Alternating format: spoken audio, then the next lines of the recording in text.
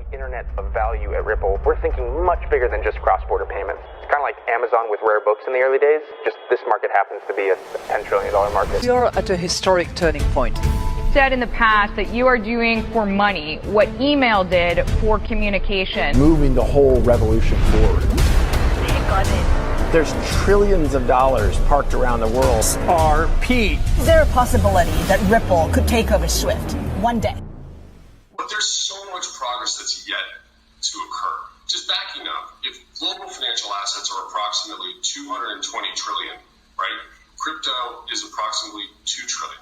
That's 1%, right?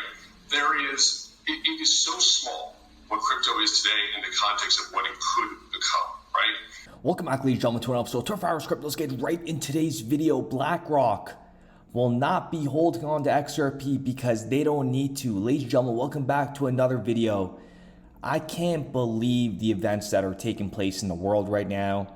And what I can't even get my head around is the fact that 99.9% of the world's population is going to miss out on XRP's significant price increase to $10, $20, $30, $40, $50 and onwards. Welcome back to another episode. As you guys heard that intro, we are still so tiny. That was Sebastian Bea, okay, the president of One River Digital Asset Management. And everybody knows what's coming down the pipelines. BlackRock, Vanguard, these institutions are all manipulating the prices of these crypto assets because there isn't going to be another Bitcoin. There isn't going to be another Ethereum. There isn't going to be another XRP that's going to be created out of thin air and everybody's going to go use it. At the end of the day, ladies and gentlemen, these assets, what they have been doing in the past 10 years, have been creating a base for themselves in terms of stability, in terms of longevity. And when you have a brand new asset class, you need turbulence in the market. You need volatility because volatility is very, very important to a new asset class. So with that being said, where do we even begin? Like I said, BlackRock will not be holding on to XRP because they could just be sourcing it from Coinbase. Just take a listen to this little clip from Ripple and then we're going to break down everything. Is the ability to settle payments via a digital asset, XRP. XRP's speed, scalability, and cost make it the ideal bridge asset for cross-border payments. This allows banks to grow their payments volume and reach without accumulating more direct liquidity relationships.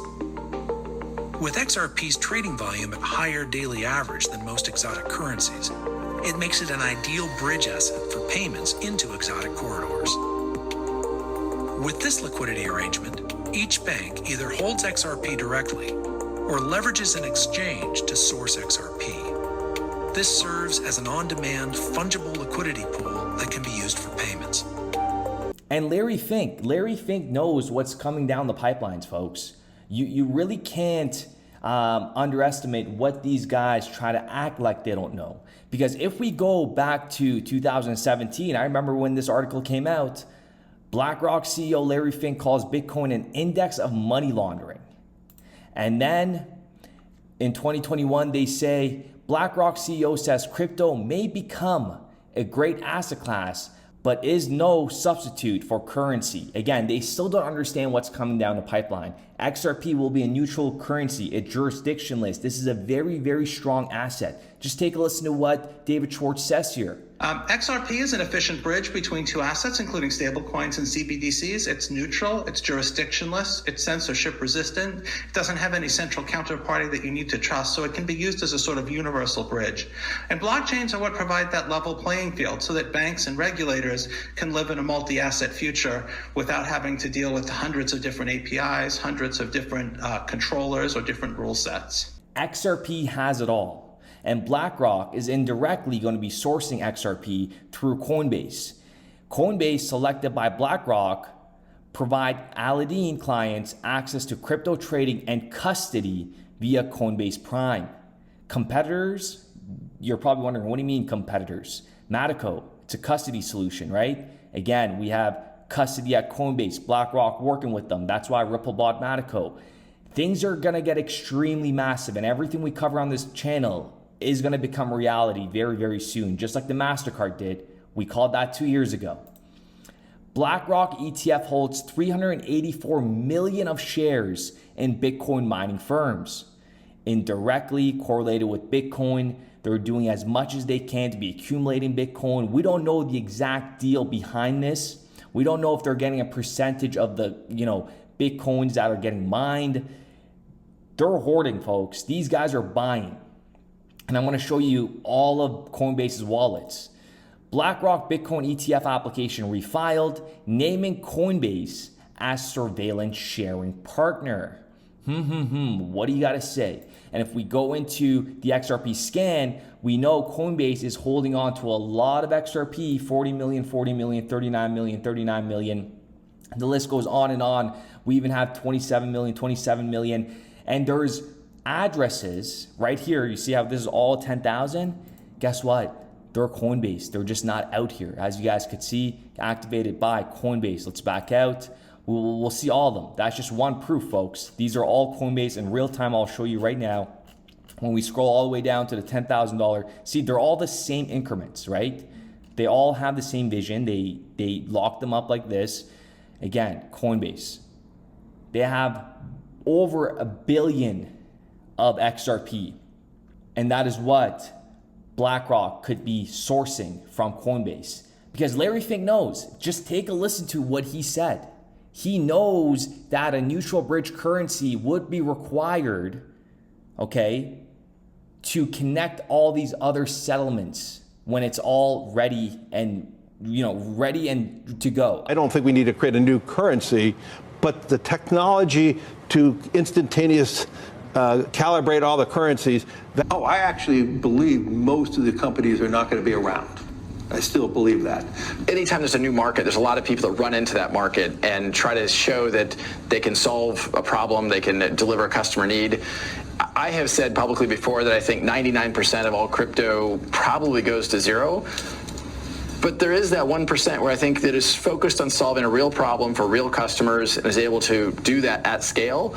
And that's going to be... I do believe... Because they're now real, they're frauds, they're what? Well, I mean, think about FTX. I mean, you can look back now. FTX created its failure was it's creating its own token. It was not a DeFi. It wasn't a ledger that was open to the world. It was a closed ledger. Right. It was not distributed. So the whole foundation of what crypto is, it's supposed to be a distributed ledger that is across the system. And then let's finish it off with this bombshell. This document's back from 2020.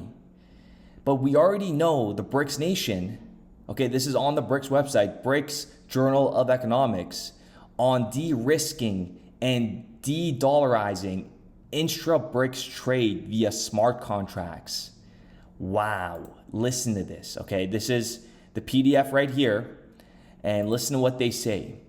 We agree to communicate closely to enhance currency cooperation, consistent with each central bank's legal mandate, including through currency swap, local currency settlement, and local currency direct investment, where appropriate, and to explore more modalities of currency cooperation.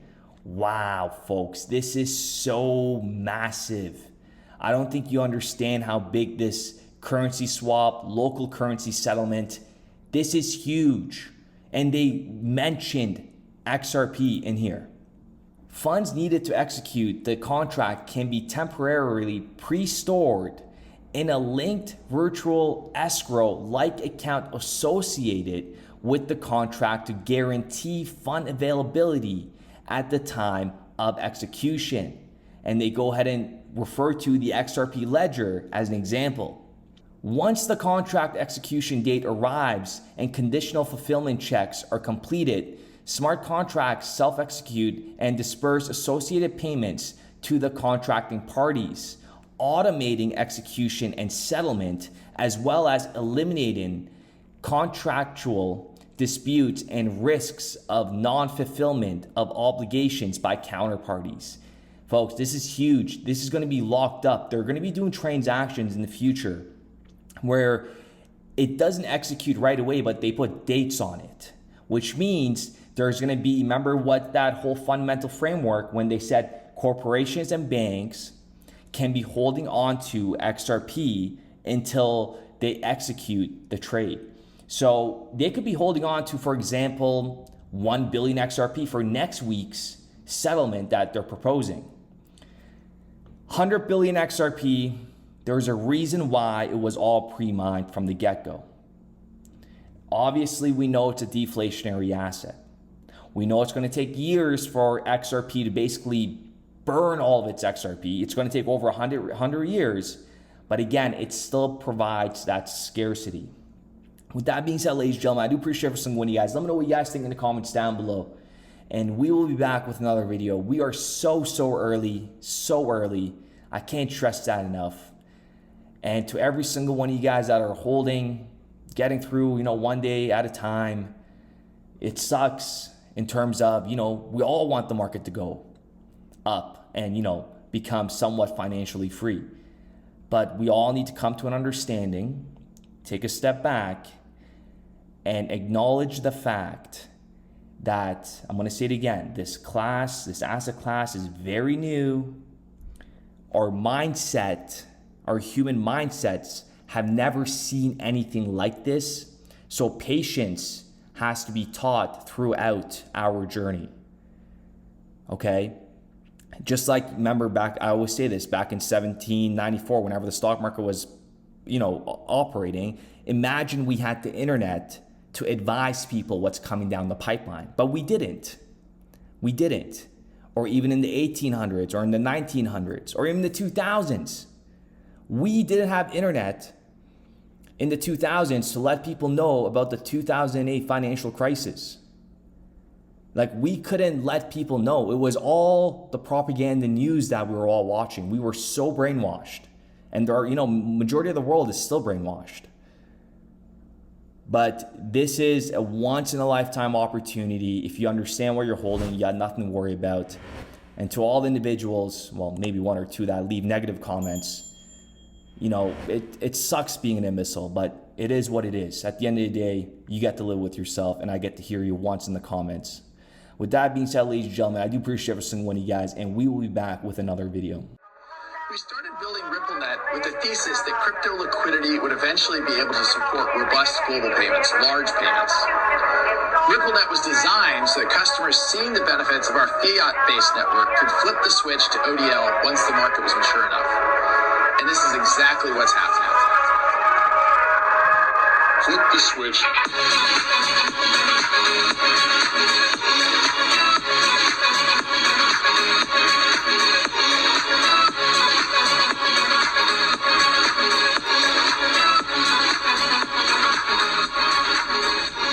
I think what we're building has, it's solving a real problem.